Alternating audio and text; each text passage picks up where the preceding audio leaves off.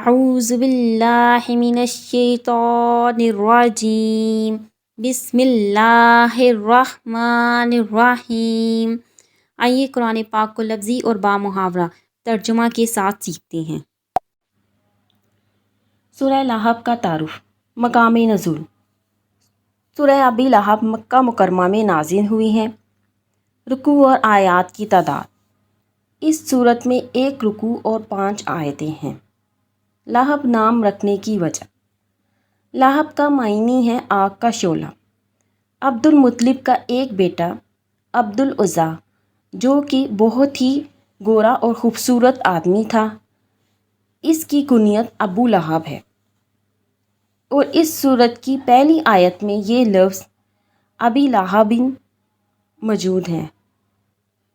اس مناسبت سے اس سورہ کو ابی لہب یا سورہ لہب کہتے ہیں۔ سورہ لہب کا شان نزول۔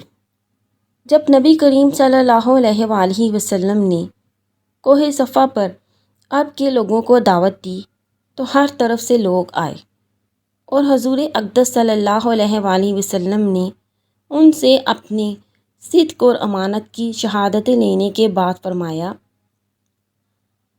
انی لکم نذیر بین یدی عذاب شدید۔ اس پر ابو لہب نے حضور صلی اللہ علیہ وآلہ وسلم سے کہا تھا کہ تم تباہ ہو جاؤ، کیا تم نے ہمیں اس لیے جمع کیا تھا؟ اس پر یہ سورت شریف نازل ہوئی، اور اللہ تعالیٰ نے اپنے حبیب صلی اللہ علیہ وآلہ وسلم کی طرف سے جواب دیا۔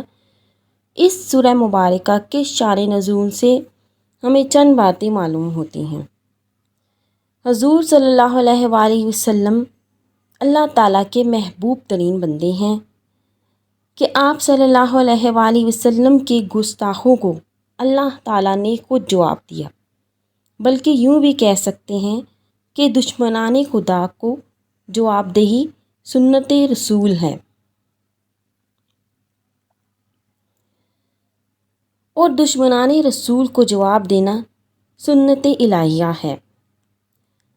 جس قسم کی بکواس کفار نے حضور اکرم صلی اللہ علیہ وآلہ وسلم سے کی کہ معاذ اللہ آپ تباہ ہو جائیں، اسی قسم کا جواب اللہ تعالیٰ نے دیا اور خبیثوں کو اس انجام تک بھی پہنچایا۔ یہ بھی حضور صلی اللہ علیہ وآلہ وسلم کی محبوبیت کی دلیل ہے۔ قرآن کریم نے تمام مجرموں کی سزائیں بیان فرمائیں، جن میں سب سے زیادہ سخت سزا حضور صلی اللہ علیہ وآلہ وسلم کے گستاخ کی ہے۔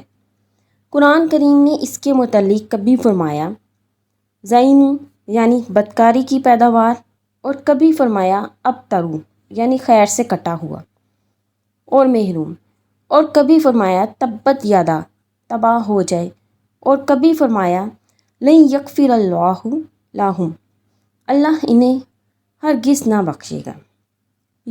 یوں ہی جیسے انعام حضور اکرم صلی اللہ علیہ وآلہ وسلم کے ادب اور تعظیم پر دیے گئے، ایسے ہی کسی اور عبادت پر نہ دیے گئے۔ بڑی شرافت، عزت و نسب والے اور مال والے حضور اکرم صلی اللہ علیہ وآلہ وسلم کی مخالفت سے ذلیل اور خوار ہو گئے۔ سورہ لہب کے مضامین۔ اس سورت میں بتایا گیا ہے کہ حضور صلی اللہ علیہ وآلہ وسلم سے دشمنی رکھنے اور انہیں ایذا پہنچانے کی وجہ سے ابو لہب دنیا میں ذلت و رسوائی کے ساتھ ہلاک ہوگا، اور آخرت میں اسے جہنم میں ڈال دیا جائے گا، اور اسی طرح اس کی بیوی بھی اس عذاب میں اس کے ساتھ ہوگی، کیونکہ وہ اس دشمنی میں اس کی مددگار تھی۔ سورہ لہب کی سورہ نصر کے ساتھ مناسبت۔ سورہ لہب کی اپنے سے ما قبل سورہ نصر کے ساتھ مناسبت یہ ہے کہ سورہ نصر میں اطاعت گزاروں کی جزا بیان کی گئی ہے کہ انہیں دنیا میں مدد اور فتح حاصل ہوگی، اور آخرت میں عظیم ثواب ملے گا۔ اس سورت میں نافرمانوں کے بارے میں بتایا گیا ہے کہ وہ دنیا اور آخرت دونوں میں نقصان اٹھائیں گے۔ صدق اللہ العظیم۔